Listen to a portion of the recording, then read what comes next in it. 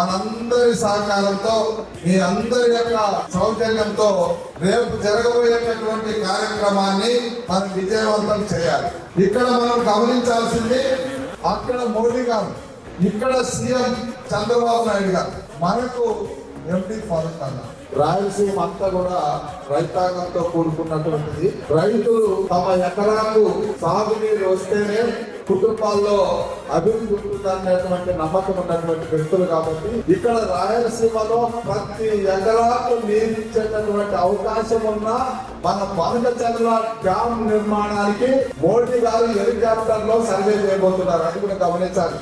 కృష్ణాకి ఇవ్వాల్సినటువంటి కృష్ణా నీటిని గోదావరి నీటితో ఇచ్చి ఆ నీటిని రాయలసీమకు పంపించేటటువంటి ఒక బృహత్తరమైనటువంటి పథకాన్ని చంద్రబాబు నాయుడు గారు తీసుకున్నారు. కాబట్టి దీనికి మోడీ గారిని ఆశిస్తున్న అవసరం కాబట్టి ఈ కార్యక్రమాన్ని ఇది మన కోసం కాదు, మన పిల్లల కోసం, మన భవిష్యత్తు కోసం, దేశంలోనే కాదు ప్రపంచంలోనే ఆంధ్రప్రదేశ్ అగ్రగామిగా ఉండాలన్న చంద్రబాబు నాయుడు గారి విజన్ ని మోడీ గారి దగ్గర చూపించాలంటే మనకి ఒక అవకాశంగా భావించడానికి రెండు చేతులతో నమస్కరించి పెట్టుకుంటున్నా.